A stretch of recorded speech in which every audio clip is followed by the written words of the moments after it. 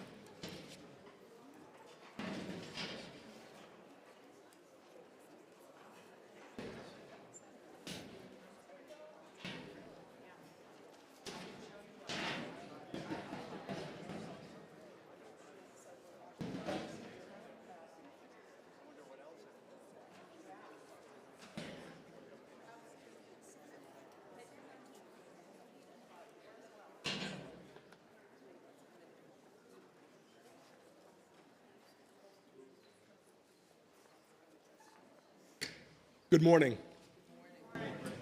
My name is Father Jordan Lenahan, and I'm the Institute Chaplain and direct the Office of Religious and Spiritual Life for RPI. And I wish to welcome you this morning to our annual Faculty Staff Memorial Service.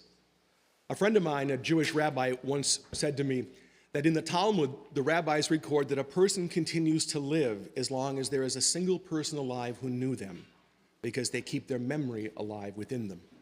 So as we gather here now to remember those from our own community, those we have worked with and worked for, who have joined with us in the service that we offer to the students to transform lives, we carry pieces of them with us because we carry their memories. And so as we begin, I simply wish to welcome you and ask you now to join in the singing of our opening hymn, Lord of All Hopefulness.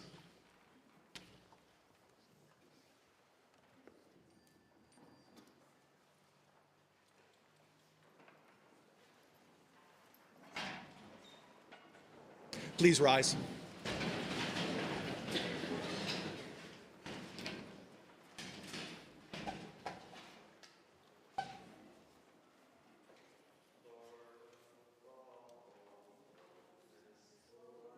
Of all joy, whose trust ever childlike no cares can destroy, be there at our waking, and give us, we pray, your bliss in our hearts, Lord, at the break of the day. Lord of all eagerness, Lord of all praise, whose stars never your sailor, the plain and the lathe, be there at our waking, and give us, we pray, your strength in our hearts, Lord, at the noon of the day. Lord of all gentleness, Lord of all calm, whose voice is contentment, whose presence is calm, be there at our weeping, and give us, we pray, your peace in our hearts, Lord, at the end of the day. If you are so inclined, please bow your heads. We gather today to honor and to remember Rensselaer faculty and staff who have completed their time on this earth.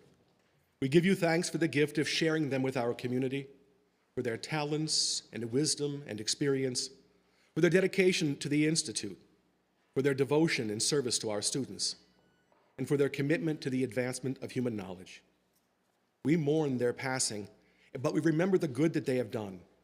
And we offer now our condolences to those who have lost family members and friends, and we wish for them and for their loved ones peace. Amen. Please be seated.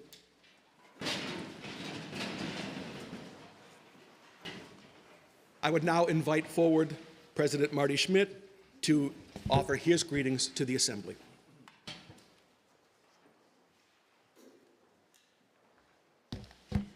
Thank you, Father Jordan. Good morning. For me, it's a privilege that I'm able to join you all this morning in remembering and celebrating the lives of our dear colleagues and friends who have passed away in the last year. I want to thank the Pillars of Rensselaer for organizing this service. It's a beautiful reminder of the importance of collegiality and support in the workplace, and we appreciate your service and your leadership. On behalf of the entire Rensselaer community, I extend our sincere condolences to the families, friends, and colleagues of those we are honoring today.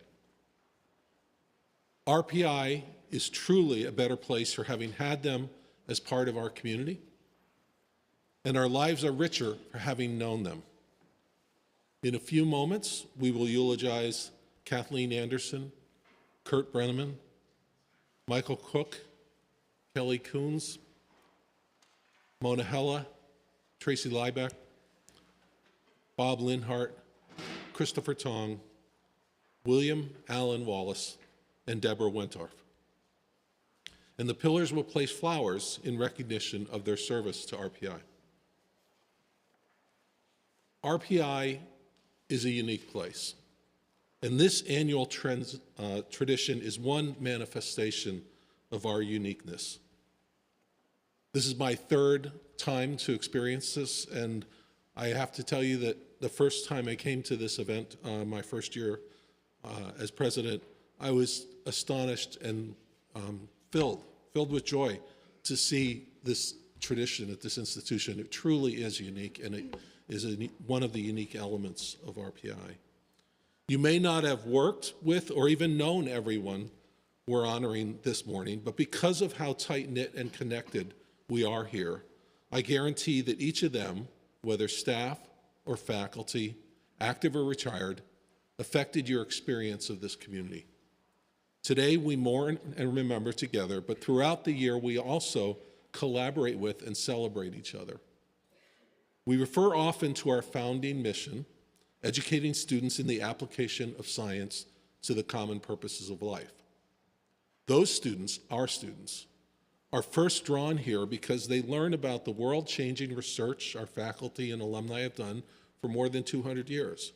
But when they visit campus, they see how beautiful and lovingly tendered the place itself is, and how engaged the community is, and that helps them imagine themselves at RPI. Their goal while here is to earn their degrees and become leaders in their fields. That happens in the classroom and labs, but also in their residence halls and dining halls, on fields, courts, and rinks, and anywhere else they may find themselves, because this is a holistic learning community. Every interaction is important to these students' success. Each kind word, each word of encouragement helps to fulfill our mission, and everyone we're remembering today contributed to that. Once again, I'd like to offer my deepest sympathy to the families and friends of those we honor today. We are grateful for their service and for their contributions to RPI. I hope you find comfort in the many memories we'll share together today, and thank you for being here.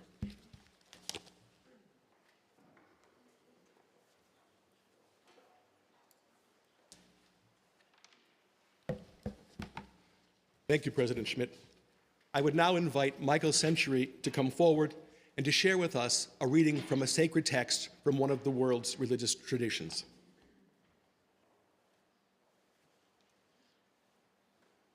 A reading from the book of Sirach. Let us now sing the praises of our ancestors in their generations. The Lord apportioned to them great glory, his majesty from the beginning. But these were godly men and women whose righteous deeds have not been forgotten. Their wealth will remain with their descendants, and their inheritance with their children's children. Their descendants stand by the covenants, their children also for their sake.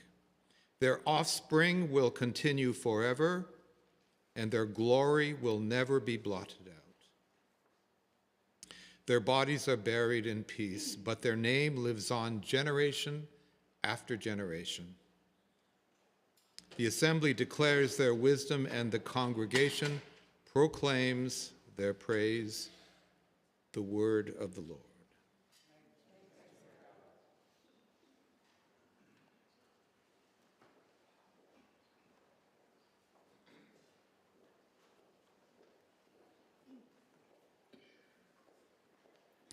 Thank you, Michael, for that reading. I would now invite Brian Klein to please come forward and share with us his reflections.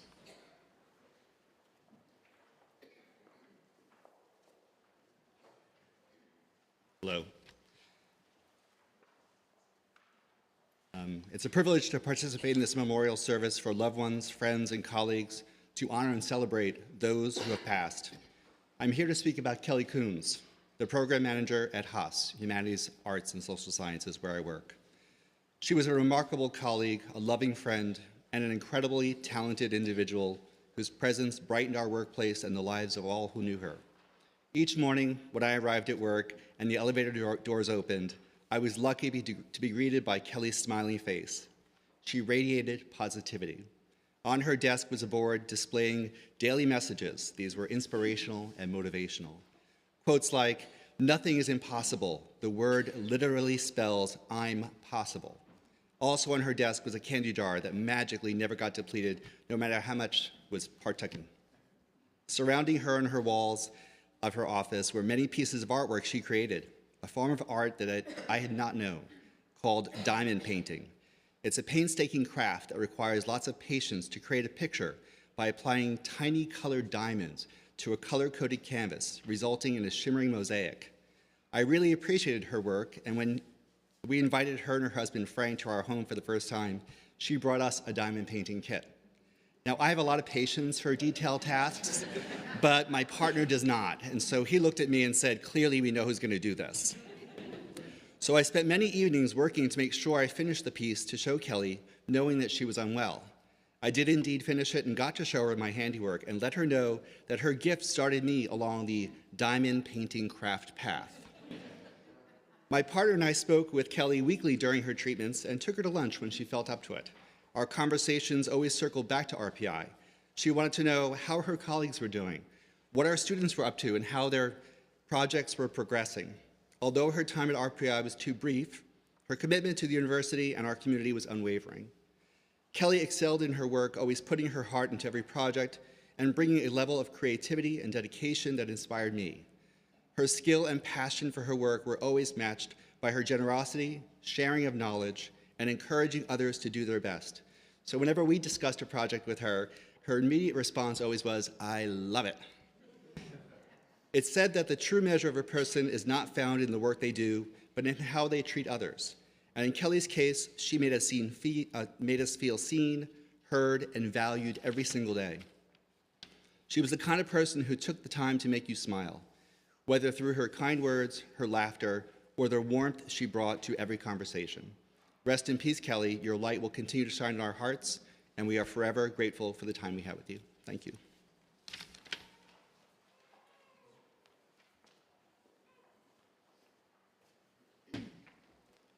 Thank you, Brian, for those heartfelt words. I would now invite Wilfredo Colon to come forward and share his reflections with us.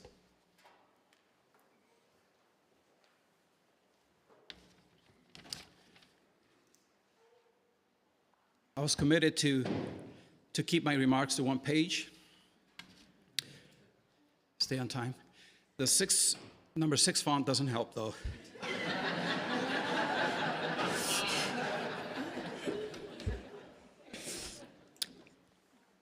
Kurt Brenneman would have laughed at that.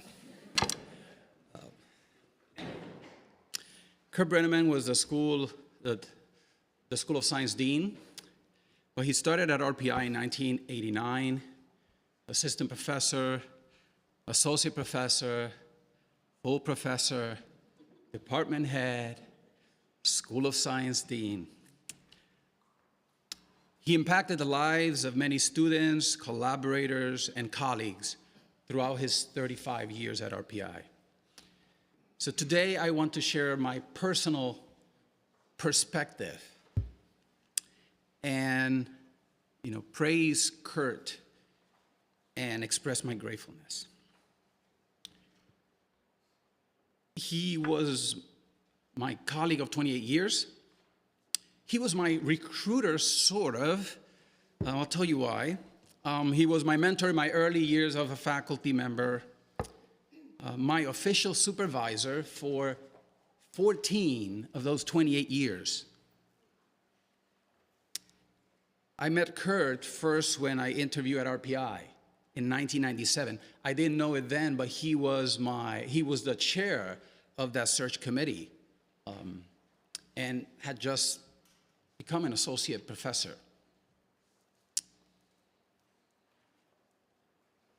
He caught my attention very quickly by his friendliness and engaging personality. And if you knew Kurt, you know what I'm talking about. I don't recall my one-on-one meetings, they're a blur, but I do remember part of my meeting with Kurt and something he said to me. In response to a question, I mentioned that I had interviewed at two of the top chemistry departments in the nation. And because he asked, "Where have you been?"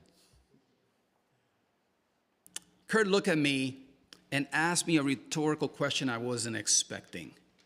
He said, "Freddie, you want to be a small fish in a big bowl, or a big fish in a small bowl?"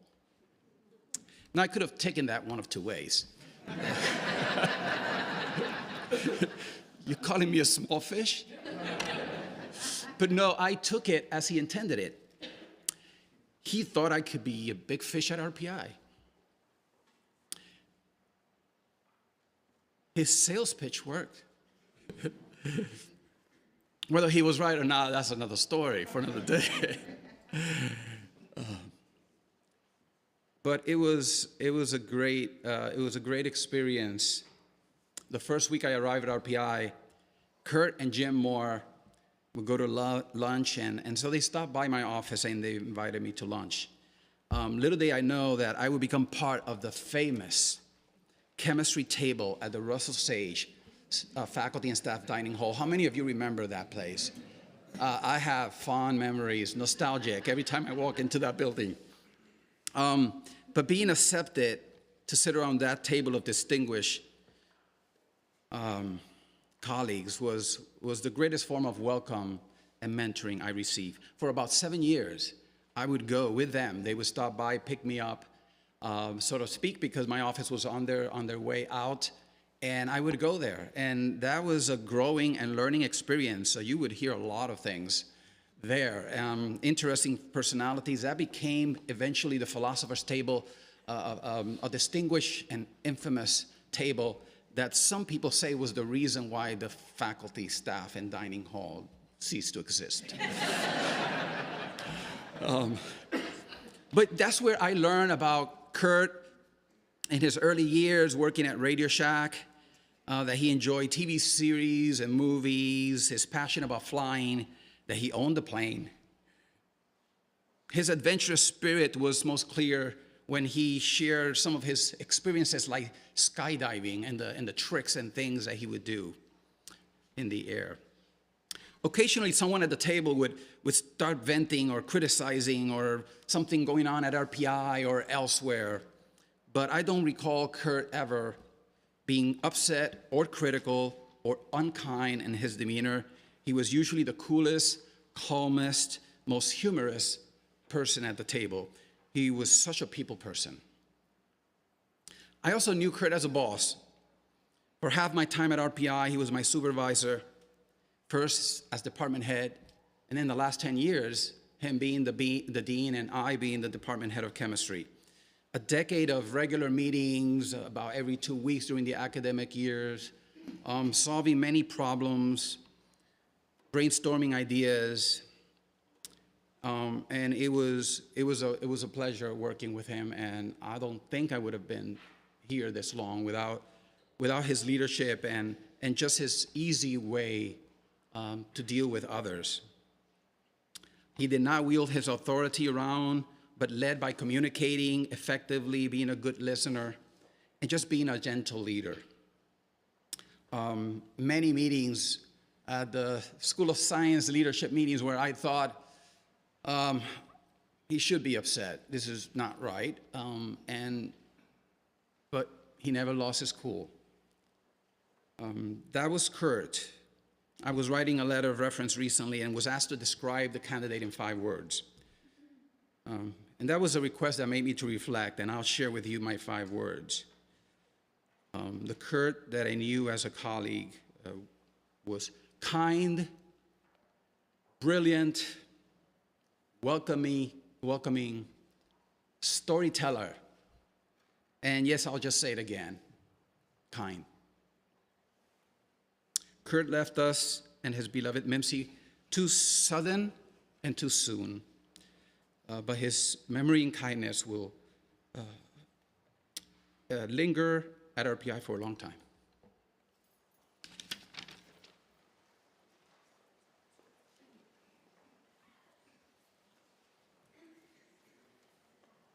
Thank you, Professor.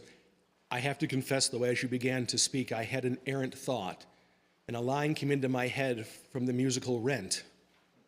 How do you measure a life? And I know the answer now. 6 times Roman. I would now invite Michael Johnson to please come forward.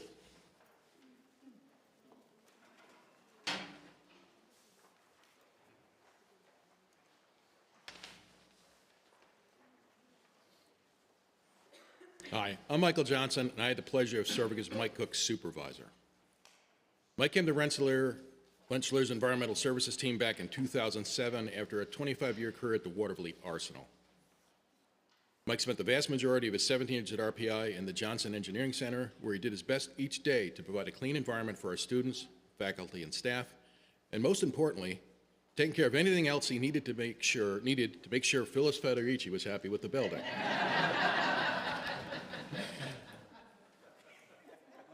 Mike had quite a few notable attributes, the first and foremost being his unwavering dependability. No matter how bad the weather or obstacles he had to overcome, Mike made it to work. On one occasion after a bad storm, he told me upon arriving he had to use a chainsaw to cut his way through a tree that had fallen to block the road leading from his home. This was how he was.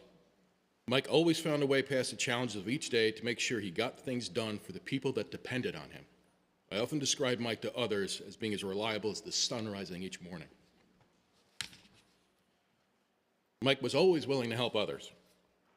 This he not only demonstrated at work by quickly jumping in whenever one of his coworkers needed an extra pair of hands to complete a job task, but also when they needed help on a personal level. Mike was especially the go-to person if anyone was having trouble with their car. On various occasions over the years, I've looked out in the north lot at the end of the day to see someone with their car hood up or staring in disbelief at the misfortune of a flat tire. Invariably, I would also see Mike there with a set of jumper cables or a lug wrench in hand, ready to get them back on the road. And it was always reassuring to me knowing the person having difficulty was in good hands.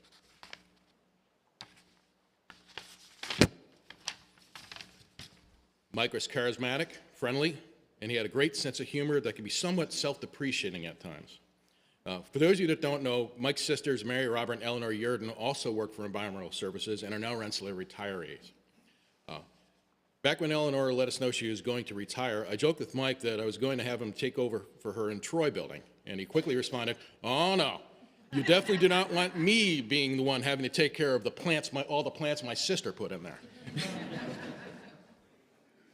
Over the years, Mike formed many friendships within the Rensselaer community, including friendships that he continued with people after they'd moved on to other chapters of their life.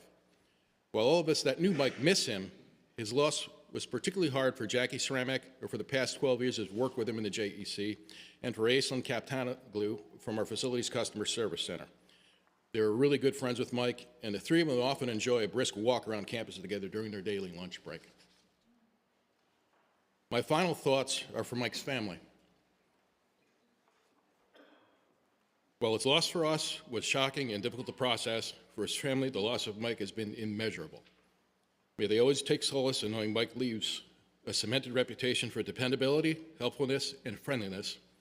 And all of those that came to know Mike through his time at Rensselaer will always fondly remember him.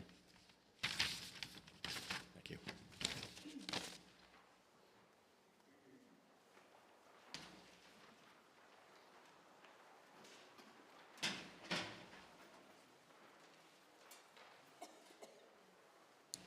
Thank you for your very heartfelt words.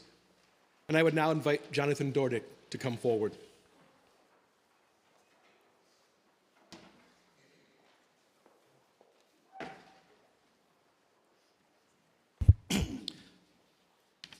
Thank you. You used the words I had, which was, how does one measure the life of a man in just a few minutes? So whatever can be said will be way too brief. So Bob's life was built on being a husband, a father, a grandfather, a friend, and a preeminent scientist.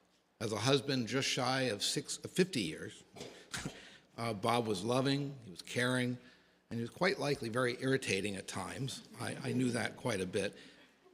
Particularly if he had to travel. He really didn't like to travel, or around proposal deadlines, which were always existing, and I'm sure his wife, Kathy, who's here today, would attest to that. As a father, and for the last decade of his life as a grandfather, Bob was so proud of his daughters and his grandchildren. No matter what was on his plate, he put it aside when he visited his grandchildren. As a scientist, Bob was exceptional. He was a pioneer in glycobiology and the world's foremost expert in heparins. He was a prolific researcher, having published over 1,500 papers, including around 70 since he retired in 2022 and 8 since he passed away 3 months ago. And that number continues to climb. So take a moment to think about such an accomplishment. He established so many collaborations, and I can't think of any example where he turned away a potential collaborator. He was, of course, a tremendous advisor, mentoring over 200 PhD students, postdocs, researchers, and visiting scientists. He had perhaps the most important attribute for being a scientist. He was inquisitive. There was nothing in any field that did not excite him and pushed him to understand the what, the why, and the how. Indeed, even within a month of his death, Bob would contact his longtime research scientist, Fuming Zhang, who's here today, and me with excitement over a scientific paper he had just read. He was a superb innovator, over 75 patents. Indeed, he was directly involved in the development of FDA approval of several generic low molecular weight heparins that are the therapeutic gold standard today. And completely unrelated, Bob's boundless curiosity drove him to develop paper batteries and supercapacitors made from cellulose, and then hence found a company. By the way, he hated founding companies, but nonetheless, he did it anyway. Turned out he was a novelist as well. After retiring, he published 5 books, some being partly autobiographical and some science fiction. His last book, published just a few months before his death, was titled Moonslide, based on the first permanent manned lunar base in the year 2046. As he started writing the book, he called me to let me know that he had an idea of putting a quantum computer on the moon and in one of the moon's polar craters where the temperature would be close to negative 246 Celsius, 27 Kelvin. And I told him that's not quite cold enough for a quantum computer. Nonetheless, he said, well, there'll be a lot of solar power just a few feet away, so no problem with that. Limitless energy, power, the temperature reduction, and there we would go. Again, being inquisitive and always inventing. Now, as many of you know, Bob and I collaborated many times over many subjects. In 2008, Bob was called in by the FDA to help investigate significant contamination in our heparin supply. It resulted in the deaths of over 100 people in the US alone. Further contaminations continued over time, and he led a group of researchers that were tasked with the ability to find what was that contaminant. Turns out he had a very personal reason to be involved. He was the one who actually synthesized that contaminant for the first time, and people had taken it and caused a significant health problem. As the heparin crisis was reaching its peak, I vividly remember going to him and asking him about establishing a fully biosynthetic enzymatic process to make the drug. He first laughed, calling me a few names, saying that this had been tried many times by many others with spectacular failure. But then he became more convinced that it could be done, and this led ultimately to us developing a biosynthetic heparin, starting with just less than a milligram of material. And there are a number of people here in the audience who were involved in that work. Today, it's at several kilogram scale, and a $100 million plant has been built. And I showed him pictures of that plant being built, and he was so proud, actually quite amazed, but quite proud of something like that and the impact. So I knew Bob since 1980, when I came to MIT as a clueless graduate student, and Bob had a desk next to mine as a postdoc. He, quite frankly, and I think Kathy did too, thought I was hopeless. In fact, they felt very sorry for me during the first Thanksgiving that I was there, because I had nowhere else to go. My family lived in LA, and they invited me to their place in Cambridge for dinner on Thanksgiving. Bob left for the University of Iowa not long after, and he was instrumental in recruiting me 5 years after that. He wasn't happy in 1998 when I left Iowa for RPI, but 5 years later I returned the favor, and we put together the biocatalysis metabolic engineering constellation, and we were all so fortunate to recruit Bob to RPI, and the rest, they say, as they say, is history. Finally, on a very personal note, Bob was not just my best friend. He was the older brother that I never had. I knew him and Kathy longer than I have known my wife, and longer than I knew my father, who died when I was 39. A loving husband, father, grandfather, and friend, and the best scientist I have had the privilege to know. Thank you.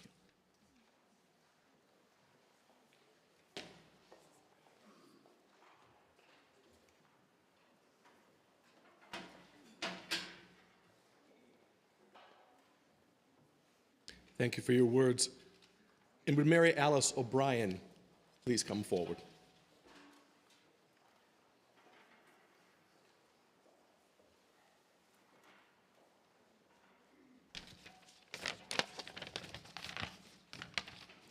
Good morning. With a heavy but full heart, I tell you of the passing of Kathleen Anderson, who dedicated her life to service, both in her professional career and as a devoted matriarch of her family. Kathy passed away while still actively working at the age of 80, a testament to her unwavering dedication and passion to Rensselaer and for her work. Kathy served 31 years at RPI and .CIO, contributing her expertise to AIS, IACS, and now EIS. I personally had the privilege to supervise Kathy for more than 15 years and was able to firsthand observe her daily impact on the organization. A pillar of support to accounts receivable, administration, student services, and finance, she was known for her deep knowledge, professionalism, and caring nature. Always willing to share her expertise, Kathy was beloved by her colleagues who admired her kindness, generosity, and friendship. Many will fondly remember their noontime walks with her, although keeping up with Kathy was not an easy task. Her lifetime of service began long before her IT career at Rensselaer. Kathy was a proud Navy veteran where she worked in defense coding on a naval tactical data system. It was during this time that she met the love of her life, Dennis, with whom she shared a beautiful life and family. Kathy also dedicated 19 plus years at General Electric, where she continued to make an impact. Beyond her professional life, Kathy was a woman of strong faith, a devoted member of Corpus Christi Church, and a guiding force for her family. She was the matriarch and caregiver, always putting family first. She was a loving wife to Dennis, a cherished mother to Denise, Kevin, Packy, and Viv Alice, a caring sister to Jack, and grandmother to Sam, who is currently attending RPI. Even her beloved cats held a special place in her heart, I should say. Kathy's knowledge ran deep, not just in her work, but in her wisdom and generosity. She followed in her mother's footsteps by donating her body to research, ensuring that her legacy would continue to help others even after her passing. Kathy's presence will be profoundly missed, but her spirit of kindness, strength, and dedication will live on in the hearts of all who knew her. Thank you to everyone here today, who is here today to remember and honor Kathy.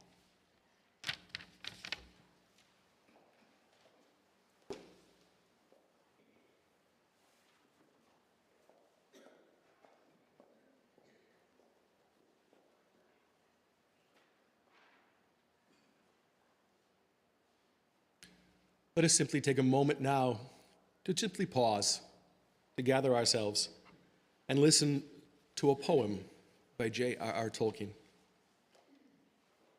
Roads go ever, ever on, over rock and under tree, by caves where never sun has shone, by streams that never find the sea, over snow by winter sown, and through the merry flowers of June, over grass and over stone, and under mountains in the moon. Roads go ever, ever on, under cloud and under star, yet feet that wandering have gone turn at last to home afar. Eyes that fire and sword have seen, and horror in the halls of stone, look at last on meadows green, and trees and hills that they have known. Roads go ever on and on, out from the door where it began. Now far ahead the road has gone. Let others follow it who can. Let them a journey new begin, but I at last with weary feet will turn towards the lighted inn, my evening rest and sleep to meet.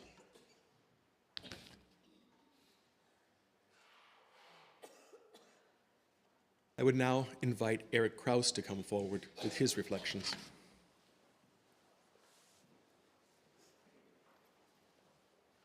Thank you, Father. I'm here today to celebrate Tang Xiu Pui, one of our faculty members in Rensselaer at work. He went by the name Christopher S.P. Tong. He joined Rensselaer in 2000 approximately, but I've known him since 1999. So I had 26 years to spend time with Chris and get to know him and who he was. Well, when Chris would write his name, he always would write it like this. You might not be able to see this, but he'd write Christopher S.P. Tong, the Xiu Pui. He'd just write S.P. And when somebody would ask him what that meant, which everybody did, he would reply, superpower. That's the kind of joy that Chris just had about life. He's superpower.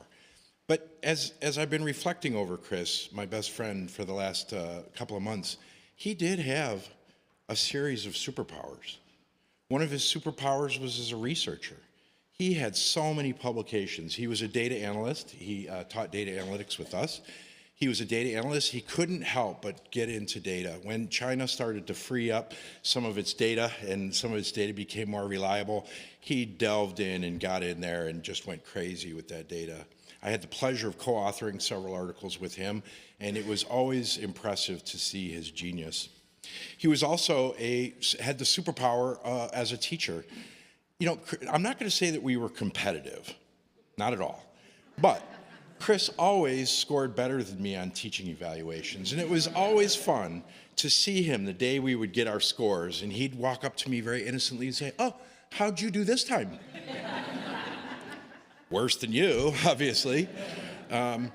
So that was kind of our 26-year running joke, was he always scored better than me. And the reason is clear. I went through his last 5 years of teaching evaluations, and I wrote some down because they were so impressive to me, but I'm not going to read them to you. I'm just going to tell you what they say. They say that Chris cared about them. He didn't just teach them, he took an interest in their life and what they were trying to achieve and where they were going and where they would been. He was so authentic and genuine that students couldn't help loving his calculus and statistics courses. They couldn't help it. So that was sort of our competition, was to try and outscore each other, but he always won.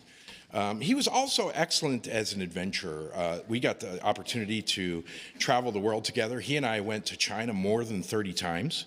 We had the opportunity to form relationships with universities in Tianjin, Shanghai, Chengdu, and we were always traveling. We never crossed the pond together in a plane. He always went in a different plane because he would go a few days early. But when we were in country and around the country, we'd always travel together. And that led to our one biggest fight. We had a big fight in 2022, I'll never forget it. The fight was, should we choose seats in the front of the airplane or the back? One day we got a real good indication as to which one would be best. We were flying into Hong Kong, and if you remember the old airport in Hong Kong, the wind shear was terrible. So we were coming in, you could see the map, but Chinese planes quite often have a map and your altitude and all that stuff. We were about 250 feet above the ground, and the plane fell. It fell, and one wheel hit the ground. Now, you know, when one wheel, if the wing hits the ground, it's gonna be bad. So we didn't, we survived, but that was the day that we realized, sit in front, don't sit in the back, get out as soon as you can. But we had those adventures. Another time we were driving from Tianjin to Beijing, and it was on a 4-lane either way highway, 4 lanes either way, with no side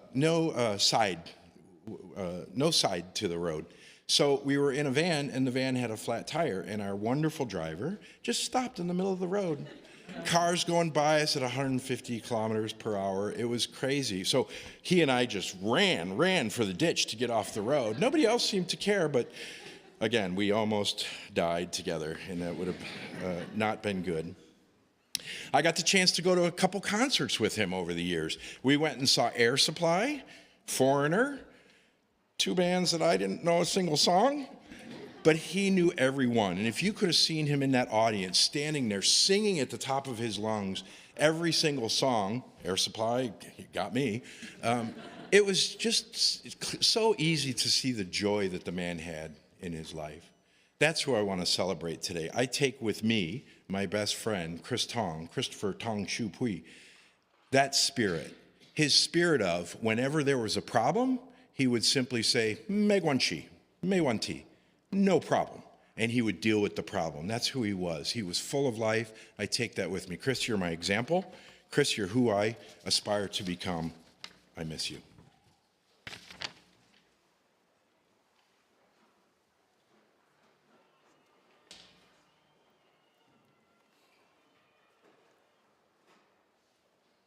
Thank you so much for sharing with us really how you can make love out of nothing at all.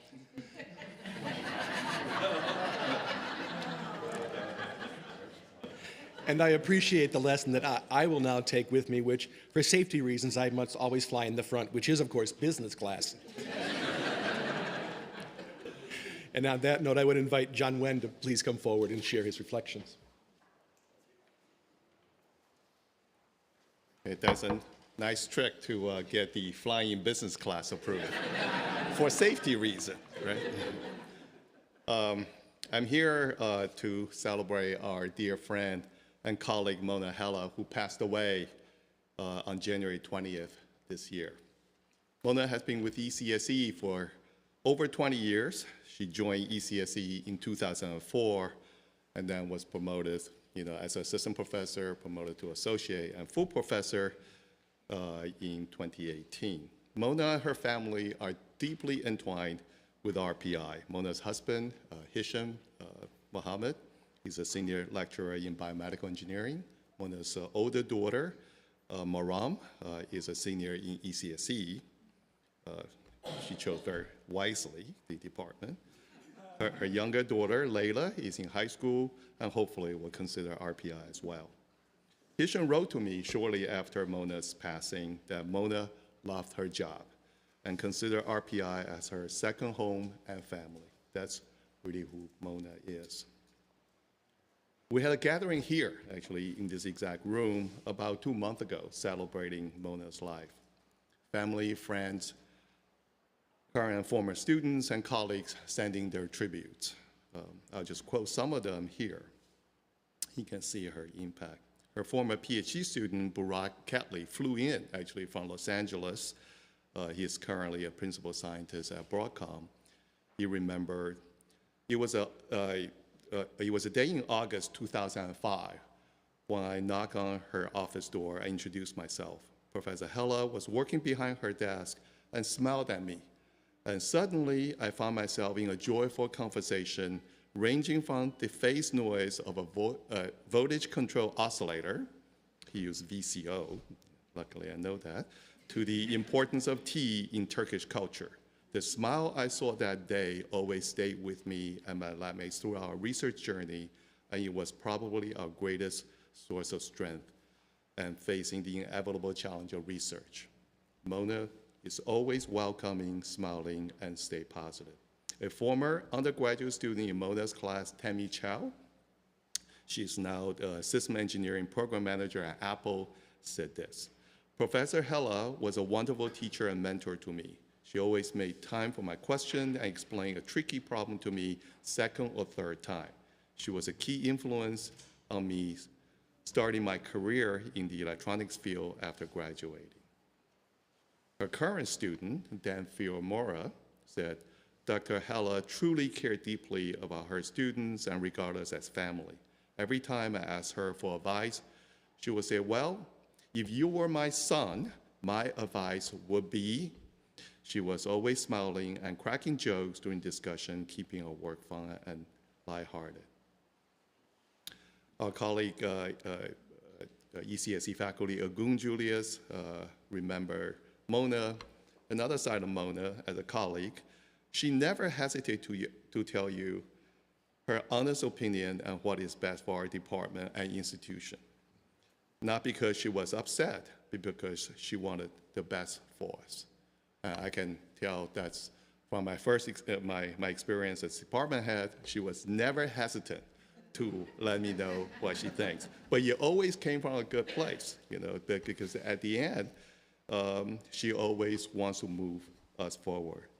And Shayla, in our departmental kind of memorial for her, Shayla Sawyer remembered Mona as always fearless in speaking up in meetings and seminars. That's just Mona, just fearless, pushing forward. And Shayla remembered her as a role model and gave voice to others.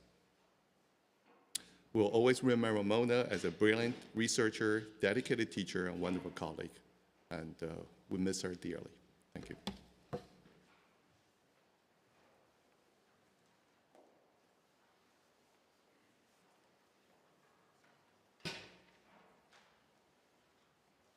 Thank you for your words and remembrance. And I would now invite Pamela Smith to please come forward. Thank you, Father. Good morning. It is a privilege to pay tribute to our colleague and friend, Tracy Lieback. During her more than 30 years at RPI, Tracy, who served as our managing editor of the RPI Alumni Magazine, made significant contributions to the university, and she was passionate about her work and RPI. She loved everything about RPI, especially our students and the alumni, and telling their stories. Anyone who got to know her would eventually learn that Tracy possessed an unprecedented level of institutional knowledge. You could ask her just about anything about RPI. Not only would Tracy know the answer, she would know the correct answer, and she would be able to recite with intricate detail, including any and every bit of historical knowledge, and even her sources, all off the top of her head. We always wondered how she did this, but she did this like it was nothing.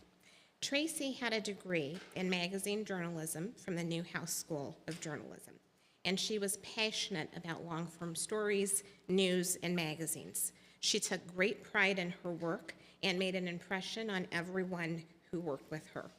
Following her death, and we received many condolence notes and calls. And everyone always said the same thing. They were in awe of her genuine kindness and compassion. One colleague wrote, "Her unwavering dedication to our students and campus community and her passion for their success was truly remarkable." So far, I've shared with you a bit about Tracy's professional impact, but there was much more to her than work. Tracy was devoted to her friends, her family, and her community. She loved her family beyond measure, and she was so proud of her grandkids and would beam with pride when she shared stories of their recent accomplishments or adventures. She also loved life and people in general. Tracy became a friend to almost everyone she met because she knew how to do that thing called connecting. She had that magic ability. And another Tracy characteristic that many have been talking about is her laugh. She had the most beautiful, contagious laugh, and I'm sure many of you know what I'm talking about. She had this sense of joy that would just light up a room, whether she was telling our team stories over peanut butter and jelly chicken wings at Park Pub or working on stories for RPI. She just knew how to live with joy. I fondly remember one occasion back in 2018 or 2019. There was an event in New York City, and it was an event for storytellers that the New York Times was having, and our team really wanted to go. And it was early in the morning, so a group of us met down at the Amtrak station. It must have been like at 5 in the morning we got there. We got on the train. It's still fairly dark out. The train's kind of dark. It was so quiet you could hear a pin drop. And of course, we're just excited and happy, having a good old time chatting and laughing. And we're in our seats. And this person comes up to us, and she had this hat, this boxy hat on top of her head. And I'll never forget the stern look in her eyes beneath her glasses. And she whispers, "Shh, you're in the quiet car." And of course, we're trying not to laugh, and we ended up having to quietly leave that car, walk all the way across the car while trying not to laugh, and go into a car where we could chit-chat and laugh out loud. Tracy Lieback was the glue that held people together. She was also the person who would show up, and she would do so without hesitation, whether it was helping a colleague, mentoring a work-study student, or showing up for a team need, a meeting on campus, an RPI event, or a cause, whether it was 10 o'clock in the morning at 10 o'clock at night. If you needed Tracy, she was there, and that's just who she was. She also had a heart of gold and a generous soul. One of her favorite things to do each year was to shop for school supplies for kids in the area. She found such joy in doing this, and I remember she would get so excited about these shopping trips and about donating the supplies and the kids returning to school. She was also very passionate about United Way. She had a lead role in United Way at RPI and gave so much time and heart supporting the organization for many years. Another cause that was very important to Tracy was Sidewalk Warriors of Troy. Sidewalk Warriors of Troy gathers and distributes supplies for those in need, and they post what they need each week on Facebook, and then on Thursdays, they get together to distribute the supplies. So Tracy routinely donated them. She recruited lots of people from RPI to get involved with the cause, and she was a very passionate and proud supporter of Sidewalk Warriors. And she didn't just show up and give things out. She talked to the people there. She formed connections. That brought them joy. They brought her joy. And she really taught us an important lesson there. Tracy was an important member of the RPI community who took great pride in her work and cared about everyone here. She also had a profound impact on us all. As we think of Tracy, let's remember these hallmarks of her legacy: the power of human connection and the importance of experiencing the joy that comes from living with a generous heart.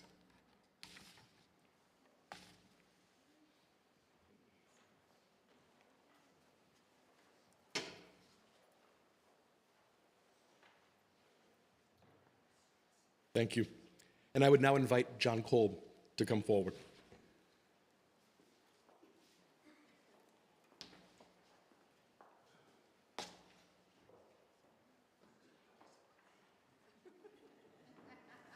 That's right. The important person here is Catherine Littell.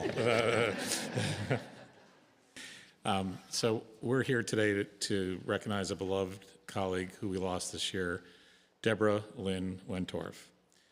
I was fortunate enough to be Deb's manager when she joined RPI in 1984 as a computer operator at the Center for Interactive Computer Graphics. Deb immediately impressed me with her willingness to help anyone with any problem. Her positive and cheery personality always put people at ease. Deb's knowledge of music was legendary within the .CIO community. Typically, during a retirement of a long-term employee, I would often pose a trivia question to the group. What was the Billboard year-end top single from the year that they started employment at RPI? Without fail, Deb always knew the answer instantly. Now, I don't think she looked this up. I think she just had that kind of memory about music, and with no hesitation, no second guessing, her recall was remarkable, and it became a tradition we both enjoyed. Deb dedicated her career to RPI with commitment and generosity. She earned her bachelor's degree in computer science from SUNY Potsdam before joining RPI. She later completed a master's in technical writing at RPI, leading to new opportunities. She also met one very special colleague, Ralph Wentorf, who became her beloved husband of 38 years at RPI. If you've ever submitted an announcement or an event to Morning Mail, you have benefited from Deb's careful eye and her dedication to clear communication. She took pride in ensuring that the daily messages to the community were polished and professional. Deb was a perfectionist when it came to writing. She believed words mattered and encouraged those around her to use them thoughtfully. But Deb's real impact went far beyond writing. She was known for her kindness. She cared about the people around her and was always a helpful, supportive presence on campus. No matter how busy she was, she always made time to help, to listen, or to simply share a moment of warmth and encouragement. Deb worked at RPI for a long time and often reminisced about the days when colleagues gathered in the basement of the VCC for really bad coffee and hilarious conversation. Yet, she was also excited about RPI's future. After meeting President Schmidt for the first time, she reported back that she thought he was a good egg. Deb looked after me like I was one of her own, and I will miss her terribly. Andrew White, Deb's director, couldn't be here today, but he asked me to read these comments. In addition to Deb's contributions to Morning Mail, evidence of her writing skills is found throughout various online campus services. Much of the documentation in the IT ticketing system benefited from Deb's technical writing prowess. Similarly, Deb edited and proofread content found in many online systems. Deb enjoyed being part of a team. Her friendly and kind disposition was always welcome when she gladly volunteered and participated in a variety of campus activities. Deb was an active member of the mobile computing team, supporting students during Laptop Distribution Day, and she also enjoyed handing out ice cream to students as part of the library's open house. One of her favorite traditions, though, was hosting her annual holiday office party for her colleagues and coworkers. In addition to our shared love of music, I especially appreciated Deb's sense of humor. The two of us would often cite sketches from Monty Python to summarize a particularly puzzling situation. So Deb had a long and meaningful career at RPI, leaving a lasting impact on countless colleagues and friends. We will remember her fondly not only for her contributions, but for the moments of connection she created along the way. If Deb were here today, I know exactly what question I would ask. What was the #1 Billboard song of 1984? And I know without missing a beat, she would tell us fittingly, When Doves Cry by Prince. Thank you.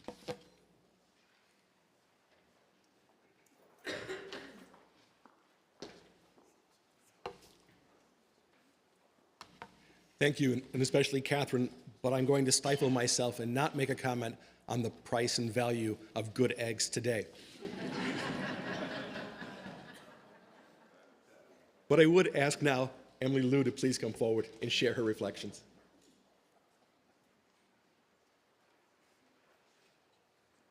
Okay, so lighting is not too bad. My eyesight is really bad now. So I'm here, have the honor to celebrate with you all the wonderful life of Professor Al Wallace as engineer, mentor, and professional smile distributor. When I wrote this, I didn't put on his legacy, so let me actually talk a little bit about him. He's probably one of the longest serving RPI member on this campus. He joined RPI 1960. I know it's a little earlier than my born. So he joined after serving the country and as a master's student in management engineering. So he got his graduate degree from our department, and then in 65 he got a PhD, and then he continued. So of all these years, he has been professor, department head, professor, interim department head, director, faculty coach for the whole university, and emeritus professor. And then after retired, he still wants to do research, and we actually have a research project together. So that's why you see his last title is Senior Research Scientist, because he come back to serve. So we gathered to honor Dr. Al Wallace, the industrial engineering legend who could optimize disaster response systems and coffee break conversations with equal brilliance. Al had a gift for making complex problems simple and simple moments meaningful. His secret weapons, that ever-present smile. Seriously, did the man ever not grin? And his trademark question is, how can I help?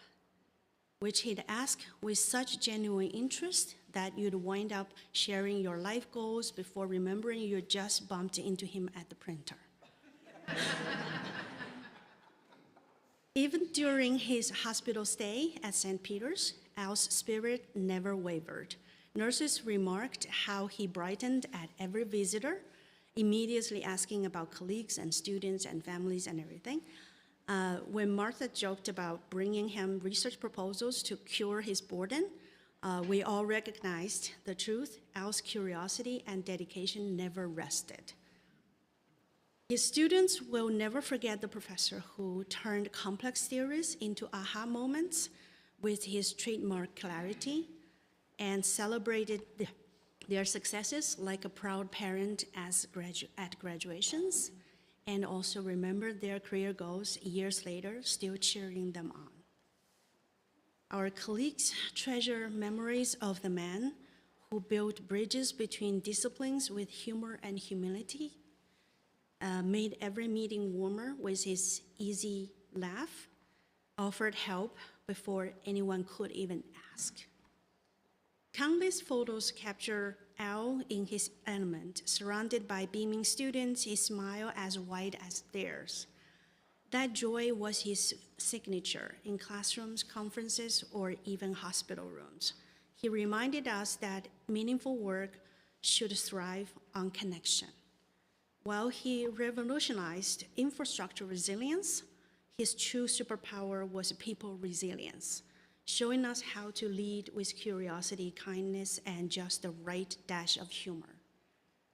Al's legacy isn't just in his groundbreaking research, though there is plenty of that. It's in the generations of engineers he taught to lead with both brilliance and kindness. The world is brighter because of him. Let's honor Al by paying forward his spirit, one open door, one thoughtful question, one moment of genuine connection at a time. And yes, let's keep those whiteboard markers handy. You never know when a breakthrough might strike. Thank you.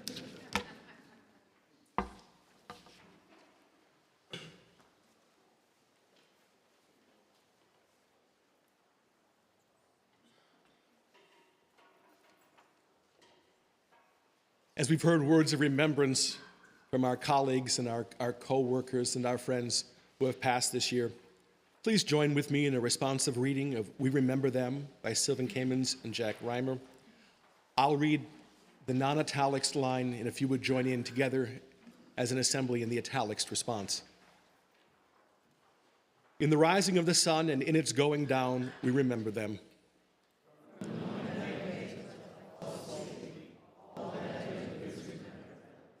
In the blowing of the wind and in the chill of winter, we remember them.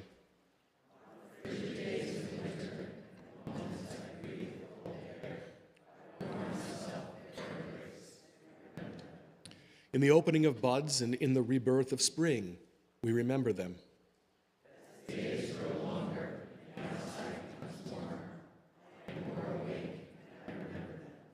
In the blueness of the sky and in the warmth of summer, we remember them.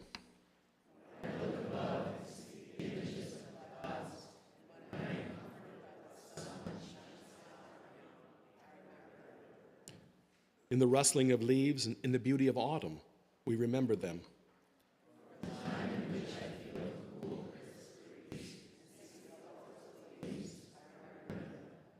In the beginning of the year and when it ends, we remember them.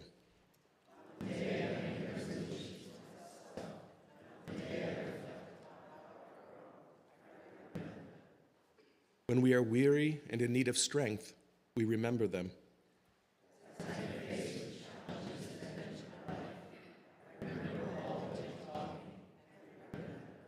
When we are lost and sick at heart, we remember them.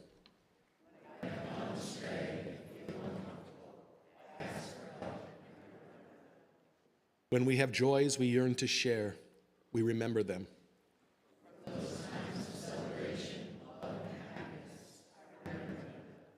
So long as they live, we too shall live, for they are now a part of us as we remember them.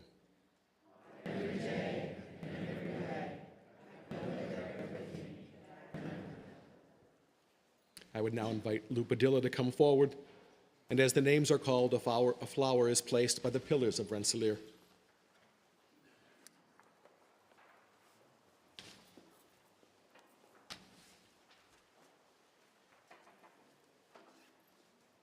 Thank you, Father. Good afternoon, everybody. I will now read the names of the dearly departed. As names are called, a flower is placed by the pillars of Rensselaer. Joseph Albert, Kathleen Anderson, Doris Bell, Charles Boylan, Kurt Brenneman, Janice Brayton, Joanne Brooks, Marie Buckley, Alexander Utka, Dorothy Conroy, Michael Cook, Kelly Coons, Barbara Cousins, Craig Daniels, Lorinda DeVito, Orlando DeVito, Russell Judd Diefendorf, Frederick Dobert,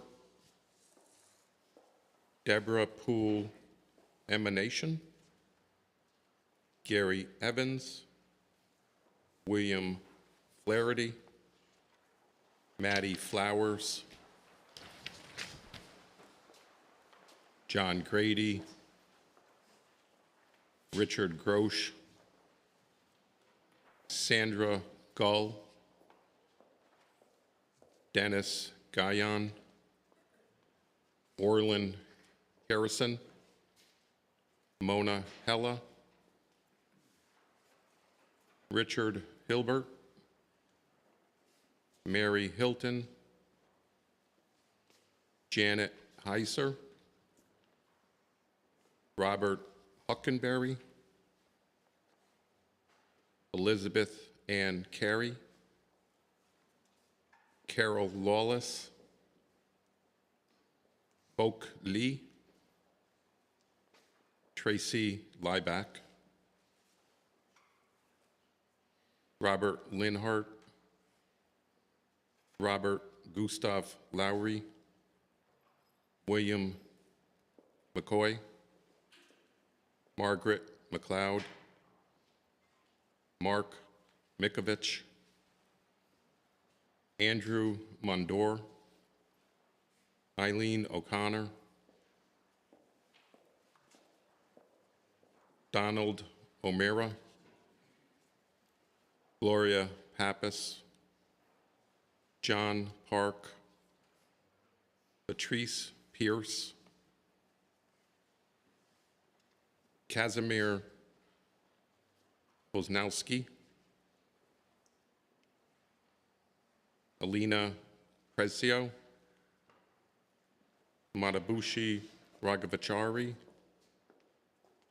Conrad Sharo, Mary Sheehy, Charles Stepnowski,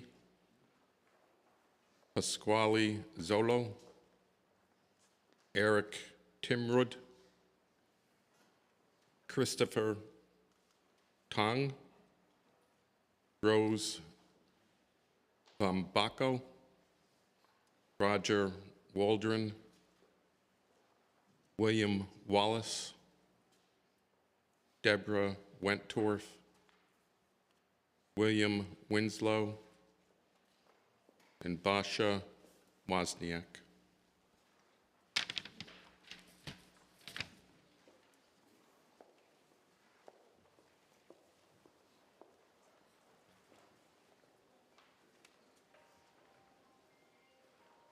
As we conclude, I'm struck in one of my roles this semester has been working in the Division of Student Experience on our mission and values statement.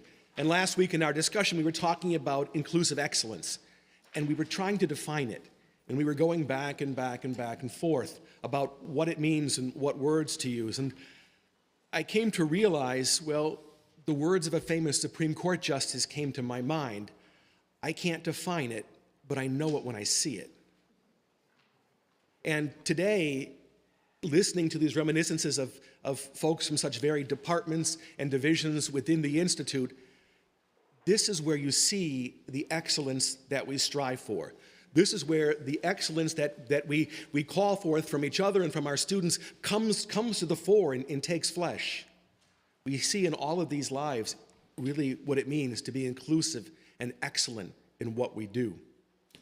But I want to point something else out that I noticed, and I hope that some of you also caught it. When the people spoke, and they spoke of the accomplishments of the people we were remembering, there was a pride in their voice. But did you catch that whenever they spoke about the personal is where the emotion was? Whenever they spoke about the impact that person had, not so much on their field by what they wrote or published or discovered, and my God, that one professor makes me want to crawl away. But it moved. What moved the folks, what really seemed to touch the hearts, was when we talked about how they impacted the life of the other. And we began today by recalling some words from the rabbis from the Talmud, and it would be really fitting to end with another great Jewish thinker, Martin Buber. In his idea of the I-thou, we become who we are most fully, and we flourish when we're in relation with the other. And when I heard the voices crack, when I saw the smiles, and when we laughed, when we talked about how being in relationship with these folks, that's what moved our hearts. And that's where they came to flourish. And then every one of the eulogists who spoke today, they flourished as well in that relationship. In the end, that's what matters. That's what makes us most profoundly human. And that allows us and impels us to do what we do as we strive for excellence in educating and forming not only each other, but our students, and as a result, to go out and change the world. Please, if you're so inclined, bow your heads. As we prepare to take our separate ways, we just wish to remember once again the lives of those who were members of our community who have passed. Let us comfort each other as we mourn. Let those who mourn, most especially in this moment, know the love and support of family and friends and community.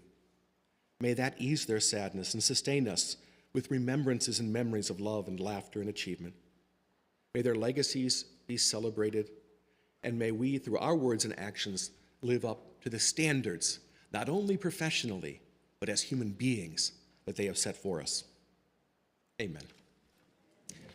I would now invite the Rensselaerics to come forward for the singing of our alma mater, and following that, all of you are cordially invited to join us for refreshments in the lounge.